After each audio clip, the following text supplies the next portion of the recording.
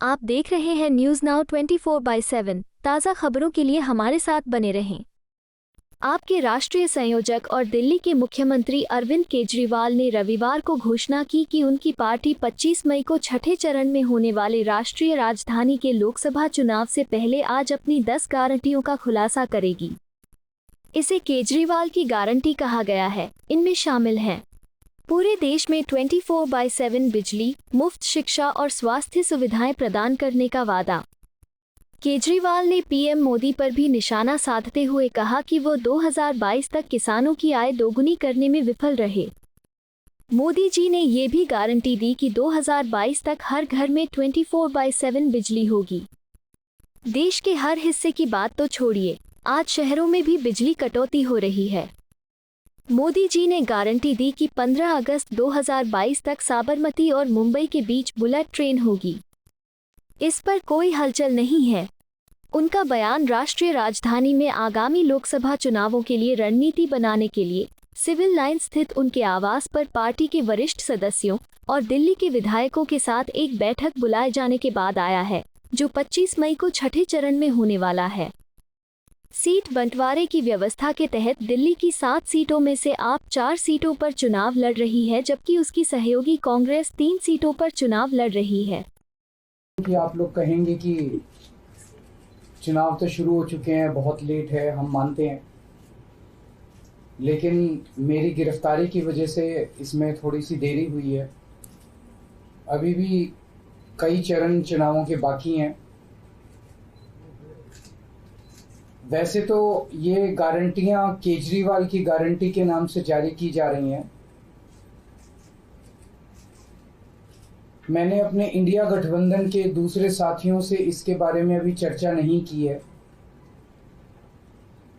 लेकिन जिस किस्म की गारंटी है, मेरा विश्वास है कि इंडिया गठबंधन के किसी भी सदस्य को इसके बारे में परेशानी नहीं होगी।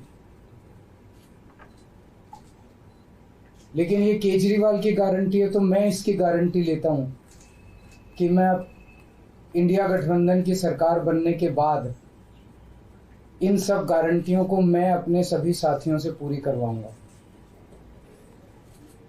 ये जो गारंटी हैं 10, ये एक तरह से नए भारत का विजन है। इनमें कई ऐसे काम हैं जो पिछले 75 साल में हो जाने चाहिए थे, जो भी कारण रहे नहीं हो पाए। इनमें कई ऐसे काम हैं जिनके बिना कोई भी राष्ट्र शक्तिशाली नहीं बन सकता। मूलभूत काम है, किसी भी राष्ट्र की फाउंडेशन का काम है, नींव रखने का काम है। उसके बिना राष्ट्र आगे नहीं बढ़ सकता।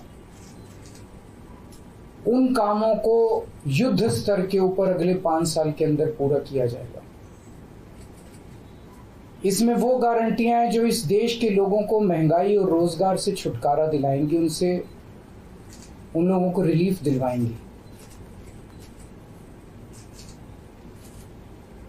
आजकल देश में मोदी की गारंटी की भी चर्चा चल रही है। मोदी जी की पुरानी गारंटियों के बारे में मैं थोड़ा सा नजर डालना चाहूंगा। जनता तय कर लेती कि मोदी की गारंटी पे विश्वास करना है कि केजरीवाल की गारंटी पे विश्वास करना है। मोदी जी ने गारंटी दी थी 15 लाख रुपए हर एक के अकाउंट में जमा कराएंगे, वो उन्होंने नहीं कराए। मोदी जी ने गारंटी दी थी हर साल 2 करोड़ रोजगार तैयार किए जाएंगे, वो उन्होंने नहीं किए। मोदी जी ने गारंटी दी थी स्वामीनाथन रिपोर्ट लागू करके उसके हिसाब से किसानों को फसलों के दाम दिए जाएंगे, उन्होंने प्रधानमंत्री बनने के बाद इसको खारिज कर दिया कि मैं नहीं करूंगा। मोदी जी ने गारंटी दी थी कि 2022 तक किसानों की इनकम डबल हो जाएगी, वो नहीं की उन्होंने। मोदी जी ने गारंटी दी थी कि 2022 तक इस देश के हर घर के अंदर 24 घंटे बिजली का इंतजाम किया जाएगा, आज भी देश के कोने कोने तो छोड़िए, देश के कई शहरों के अंदर बिजली के लाले पड़े हुए हैं, बिजली के बड़े बड़े लंबे लंबे पावर कट लगते हैं।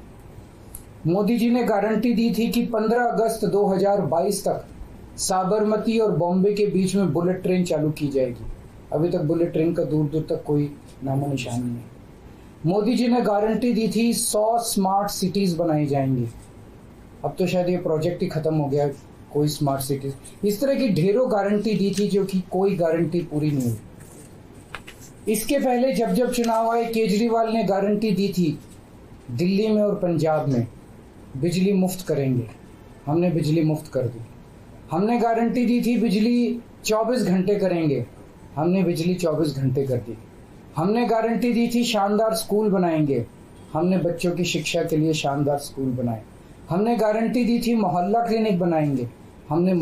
हमने जितनी गारंटी दी थी सारी गारंटी पूरी की। तो एक तरफ है मोदी की गारंटी, एक तरफ है केजरीवाल की गारंटी। मोदी की गारंटी का हम देख चुके हैं कि मोदी की गारंटी यकीन करने का लायक नहीं है। और अब तो अगली साल चूंकि मोदी जी रिटायर होंगे, तो उनकी रिटायरमेंट के बाद मोदी की गारंटी कौन पूरी करेगा, इसका भी कोई वो नहीं है। और केजरीवाल की गारंटी, केजरीवाल यहीं है, कहीं नहीं जा रहा, तो केजरीवाल की गारंटी पूरी करने की गारंटी केजरीवाल लेता है। 10 गारंटी क्या है मैं एक एक करके बताता हूं। सबसे पहली गारंटी है देश के अंदर 24 घंटे बिजली का इंतजाम करेंगे। कैसे करेंगे? हमारे देश में 3 लाख मेगावाट बिजली प्रोड्यूस करने की क्षमता है, कैपेसिटी है। देश की पीक डिमांड, गर्मियों के अंदर पीक डिमांड, देश की सबसे ज्यादा डिमांड होती है 2 लाख मेगावाट। तो आज हमारा देश जितनी बिजली पैदा कर रहा है, पैदा कर सकता है, जितनी डिमांड है उससे कहीं ज्यादा बिजली पैदा करने की हमारी क्षमता है। लेकिन मेरे घर के अंदर फिर भी पावर कट लग रहे हैं। क्यों? मैनेजमेंट खराब है। दिल्ली में भी यही हाल था, पंजाब में भी यही हाल था। बिजली तो थी लेकिन मैनेजमेंट खराब था। हमने मैनेजमेंट ठीक करके दिल्ली में भी 24 घंटे बिजली का इंतजाम किया, पंजाब में भी किया, देश में भी करके दिखा सकते हैं क्योंकि हमें एक्सपीरियंस है। देश के गरीब लोगों को बिजली मुफ्त दी जाएगी। दिल्ली में करके दिखाई, पंजाब में करके दिखाई, पूरे देश के अंदर फ्री कर सकते हैं। 1.25 लाख करोड़ रुपए का खर्चा आएगा। एक एक कैलकुलेशन करके लाया हूं मैं हवा में गारंटी नहीं देता। केजरीवाल की गारंटी एक ब्रांड है मार्केट के अंदर। अगर हम कुछ बोलते हैं तो वो पूरी करते हैं। तो 1.25 लाख करोड़ रुपए का खर्चा आएगा। 1.25 लाख करोड़ रुपए हम इंतजाम करेंगे। 1.25 लाख, उसके अंदर पूरे देश के गरीबों को 200 यूनिट बिजली मुफ्त मिल सकती है। आज भी हमारे देश के गरीब लोगों को ये बिजली की पहली गारंटी थी। दूसरी गारंटी है शिक्षा की। कोई भी देश तब तक तरक्की नहीं कर सकता जब तक उसके हर बच्चे को अच्छी शिक्षा का इंतजाम ना कर दिया जाए। अगर किसी देश के अंदर ढेरों लोग अनपढ़ हैं, अगर किसी देश के अंदर ज्यादा बच्चे, कई बच्चों को बिलो स्टैंडर्ड, सब क्वालिटी, गंदी बेकार शिक्षा मिलती है, वो देश कभी आगे नहीं बढ़ सकता। आज हमारे देश के अंदर सरकारी स्कूलों का बुरा हाल है। 10 लाख सरकारी स्कूलों के अंदर 18 करोड़ बच्चे पढ़ते हैं जिनका कोई भविष्य नहीं है। दिल्ली के अंदर हमने करके दिखाया, पंजाब के अंदर करके दिखाया। देश के सारे सरकारी स्कूलों को शानदार बनाएंगे, अच्छे बनाएंगे, प्राइवेट स्कूलों से भी बेहतर बनाएंगे। और इस देश के अंदर पैदा होने वाले हर बच्चे के लिए, चाहे वो अमीर का बच्चा हो चाहे गरीब का बच्चा हो, अच्छी, शानदार और फ्री शिक्षा का इंतजाम किया जाएगा। अगर आप अमीर हैं, अपने बच्चे को प्राइवेट में भेजना चाहते हैं, भेजिए। लेकिन आप अगर सरकारी स्कूल में अपने बच्चे को भेजते हैं तो प्राइवेट स्कूल से किसी 1% भी कम नहीं होगी उस शिक्षा की क्वालिटी। ऐसी शिक्षा का इंतजाम गांव-गांव के कोने-कोने, देश के कोने-कोने में अच्छी शिक्षा का इंतजाम करेंगे। दिल्ली में किया, पंजाब में किया, हमें करना आता है, हमारी नीयत है। हम ये काम आज़ादी के वक्त हो जाना चाहिए था लेकिन नहीं हुआ। देर आए दुरुस्त आए, आज़ादी के 75 साल बाद भी हो गया तो बहुत अच्छी बात है। इस काम को करने के लिए 5 लाख करोड़ रुपए लगेंगे। 2.5 लाख करोड़ रुपए केंद्र सरकार देगी, 2.5 लाख करोड़ रुपए राज्य सरकार देगी। हर साल 5 साल में हर साल 50,000 करोड़ रुपए का खर्चा आएगा केंद्र सरकार को। 50,000 करोड़ तो कुछ भी नहीं है। अगर 50,000 करोड़ रुपए सालाना खर्चे में मेरे देश के बच्चा अगर 18 करोड़ बच्चों को अच्छी शिक्षा मिल जाए, इससे अच्छा और क्या हो सकता है। तीसरा, स्वास्थ्य। अगर मेरे देश की जनता स्वस्थ होगी, बीमारी नहीं होगी, तो देश तरक्की करेगा। पढ़ी लिखी जनता होगी, स्वस्थ जनता होगी, तो ये 140 करोड़ लोग ही तो इस देश को आगे ले जाएंगे। कोई एक प्रधानमंत्री थोड़ी देश को आगे ले जाता है, जनता आगे ले जाती है। तो सब लोगों को अच्छे इलाज का इंतजाम करेंगे। आज अगर किसी को के घर में कोई बीमार हो जाए, बड़ी बीमारी हो जाए, सरकारी अस्पतालों का बुरा हाल है पूरे देश के अंदर, और प्राइवेट वालों ने लूट मचा रखी है। पूरे देश में कोने कोने में, हर गांव में, हर मोहल्ले में मोहल्ला क्लिनिक खोला जाएगा। शानदार डिस्ट्रिक्ट हॉस्पिटल जितने हैं उनको मल्टी स्पेशलिटी बना के उनको शानदार प्राइवेट हॉस्पिटल्स की तर्ज पे बनाया जाएगा। और इस देश में पैदा होने वाले हर व्यक्ति का पूरा इलाज मुफ्त होगा, इंश्योरेंस के आधार पे नहीं होगा। ये बहुत बड़ा स्कैम है। जितनी सरकारी, राज्य सरकारें, केंद्र सरकार इंश्योरेंस आधारित जो स्कीम बनाती हैं, ये सब बहुत स्कैम है इंश्योरेंस कंपनीज के साथ। हम इंफ्रास्ट्रक्चर क्रिएट करेंगे, कोने कोने के अंदर, गांव गांव के अंदर इंफ्रास्ट्रक्चर क्रिएट करेंगे, हेल्थ इंफ्रास्ट्रक्चर क्रिएट करेंगे, अस्पताल बनाएंगे, मोहल्ला क्लिनिक बनाएंगे, ताकि लोग वहां जाके अपना इलाज करा सकें। और सबका इलाज मुफ्त होगा, चाहे अमीर हो चाहे गरीब हो। इसके लिए भी 5 लाख करोड़ रुपए का खर्चा आएगा। 2.5 लाख करोड़ राज्य सरकार देगी, 2.5 लाख करोड़ केंद्र सरकार देगी। 5 साल के अंदर 5 लाख करोड़ रुपए, हर साल 50-50 हजार करोड़ का खर्चा आएगा। राष्ट्र सर्वोपरि, हमारी चौथी गारंटी। चीन ने हमारे देश की जमीन पे कब्जा कर लिया। हमारी केंद्र सरकार से जब भी पूछा जाए, वो कहते हैं कोई नहीं आया, कुछ नहीं हुआ। सब जानते हैं, पूरी दुनिया जानती है, सैटेलाइट का जमाना है, सबके पास तस्वीरें हैं कि किस तरह से चीन ने हमारी सरजमी के ऊपर घुस के और उसकी हमारी जमीन के ऊपर कब्जा कर लिया। जुठलाने से समस्या का समाधान नहीं होगा, लोगों से छुपाने से समस्या का समाधान नहीं होगा। हमारे देश की सेना के अंदर बहुत ताकत है। हमारे देश की सेना को एक बार इजाजत तो दीजिए, उसको स्वतंत्रता तो दीजिए काम करने की। वो देखिए आपको जीत के लाती है।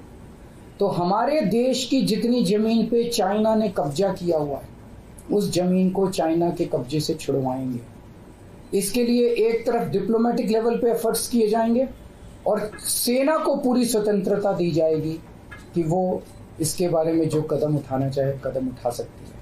सेना को आज जो रोका जा रहा है वो रोका नहीं जाएगा।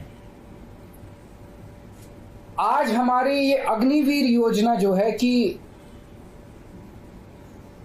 हमारे युवाओं को फौज में भर्ती करके 4 साल के बाद निकाल दिया जाता है। लोगों की एक ओनरशिप नहीं बनती। 4 साल के बाद अगर आप निकाल देंगे तो एक तरह से हम सेना को सबसे कटिंग एज लेवल के ऊपर हम कमजोर कर रहे हैं। ये अग्निवीर योजना सेना के लिए भी बहुत हानिकारक है और जो बच्चे युवा हमारे अग्निवीर बन के जा रहे हैं वो लोग भी बहुत त्रस्त हैं। अग्निवीर योजना को बंद किया जाएगा। जितने बच्चों को अभी तक अग्निवीर में शामिल किया जाए उनको पक्का डिक्लेयर किया जाएगा। उनको पक्का, राष्ट्रीय सम्मान भी नहीं मिलता संस्कार के समय, तो उनको पक्का किया जाएगा, उनको पक्का डिक्लेयर किया जाएगा। और सेना के अंदर ये ठेकेदारी के ऊपर एक तरह से कच्चे में, अग्निवीर तो कच्ची नौकरी हुई ना, कच्ची नौकरी ये बंद की जाएगी और वापस पक्के के अंदर बच्चों को लिया जाएगा। और सेना को ये अग्निवीर योजना लाए थे क्योंकि केंद्र सरकार का मानना था कि सेना के ऊपर उनकी तनख्वाह और उनकी पेंशन के ऊपर पैसा ज्यादा खर्च हो रहा है। सेना के ऊपर, उस देश की सुरक्षा के ऊपर जितना पैसा खर्च करने की जरूरत है उतना पैसा खर्च किया जाएगा। देश की सुरक्षा के साथ खिलवाड़ नहीं किया जा सकता। छठी गारंटी किसानों के लिए। किसानों को आप इज्जत की जिंदगी दे सकते हैं अगर आप उनको उनकी फसलों के पूरे दाम दे दें। किसान कोई भीख नहीं मांग रहा, किसान अपना हक मांग रहा है। किसान अपनी बारिश में, धूप में मेहनत करके और अपनी फसल उगाता है और उसके बाद जब उसको फसलों के पूरे दाम नहीं मिलते तब वो अपने ऋण नहीं चुका पाता, आत्महत्या करने के लिए मजबूर होता। अगर आप उसकी फसलों के दाम सुनिश्चित कर दें तो किसान को आपसे कोई फेवर नहीं चाहिए। स्वामीनाथन रिपोर्ट के आधार के ऊपर किसानों को उनकी फसलों के सभी फसलों के पूरे दाम एमएसपी के आधार पर पूरे दाम दिलवाए जाएंगे। 7वीं गारंटी, दिल्ली को पूर्ण राज्य का दर्जा दिलवाया जाएगा, जो दिल्ली वासियों का कई दशकों से दिल्ली के लोगों का हक है। बेरोजगारी, आज पूरे देश का युवा बेरोजगारी से त्रस्त है। इसके लिए हमने बहुत डिटेल्ड प्लानिंग की है। हमारे मंत्रियों ने, हमारी टीम ने बैठ के, सब लोगों ने बैठ के कि 1 साल के अंदर 2 करोड़ रोजगार का इंतजाम किया जाएगा ताकि हमारे युवकों को बेरोजगारी से निकाला जा सके। ये प्रोडक्टिव और इफेक्टिव एम्प्लॉयमेंट होगी। भ्रष्टाचार, बीजेपी की वॉशिंग मशीन को चौराहे के ऊपर खड़ा करके तोड़ा जाएगा। बीजेपी की वॉशिंग मशीन इस देश का भ्रष्टाचार का सबसे बड़ा कारण, सबसे बड़ा सोर्स जो है वो बीजेपी की वॉशिंग मशीन है। ईमानदार लोगों को जेल भेजने और बेईमानों को संरक्षण देने की आज जो मौजूदा व्यवस्था है, इस व्यवस्था को समाप्त किया जाएगा। दिल्ली और पंजाब में जिस तरह से हमने भ्रष्टाचार पे दोनों लेवल पे, छोटे लेवल का भ्रष्टाचार और बड़े लेवल का भ्रष्टाचार, हमने जो वार किया है, उसी लेवल पे इफेक्टिव तरीके से पूरे देश को भ्रष्टाचार से निजात दिलवाई जाएगी। और 10वीं और आखिरी गारंटी व्यापारियों के लिए, अगर किसी देश के अंदर व्यापारी और उद्योगपति खुल के व्यापार नहीं कर सकते, अपने व्यापार को नहीं बढ़ा सकते, तो वो देश कभी तरक्की नहीं कर सकता। उस देश के अंदर कभी जॉब्स पैदा नहीं हो सकते। और ये डेटा बताता है कि पिछले 8-10 साल के अंदर इस देश के 12 लाख हाई नेटवर्थ इंडिविजुअल्स, बड़े बड़े अमीर लोग इस देश के अंदर व्यापार और उद्योग बंद करके विदेशों में चले गए हैं, क्योंकि इस देश के अंदर आतंक मचा रखा है सरकार, केंद्र सरकार ने, उन लोगों को डराने का, धमकाने का। जीएसटी को पीएमएलए से बाहर किया जाएगा, जीएसटी का सरलीकरण किया जाएगा, सारी प्रशासनिक और लीगल व्यवस्थाओं को सरलीकरण किया जाएगा और एक ऐसी व्यवस्था की जाएगी कि अगर इस देश के अंदर कोई सही तरीके से व्यापार करना चाहे तो वह व्यापार कर भी सकता है, उद्योग खोल भी सकता है, ज्यादा परमिशंस की जरूरत नहीं होगी और बड़े स्तर के ऊपर हम व्यापार को और उद्योग को, हमारा टारगेट चाइना को पीछे छोड़ना है, जो आज इस दुनिया के अंदर इसमें व्यापार में और उद्योग में और प्रोडक्शन में बहुत आगे है। हमारा कंपटीशन उनके साथ है। तो इसके लिए सभी व्यापारियों को, उद्योगपतियों को आगे बढ़ने का मौका दिया जाएगा। ये हम लोगों की 10 गारंटी है और मजबूत गारंटी है और मैं समझता हूं कि देश को इन सब उससे तरक्की मिलेगी। अगर आपके कोई प्रश्न है तो वॉशिंग मशीन वाली बात कही, तो क्या इसका मतलब है कि जो कार्रवाई हो रही है वैसी कार्रवाई आप लोग करेंगे? नहीं, हम कह रहे हैं वॉशिंग मशीन तोड़ेंगे। हम ये कह रहे हैं कि आज ईमानदार लोगों को पकड़ पकड़ के जेल भेजा जा रहा है, बेईमानों को वो अपनी पार्टी में शामिल करके संरक्षण देते हैं और उनको ईडी और सीबीआई के केस में, ये व्यवस्था बंद की जाएगी। जो असली बेईमान है, जिन्होंने असली में बेईमानी की है, उन लोगों को पकड़ा जाएगा। इस तरह से पॉलिटिकल तरीके से विक्टिमाइजेशन बंद किया जाएगा।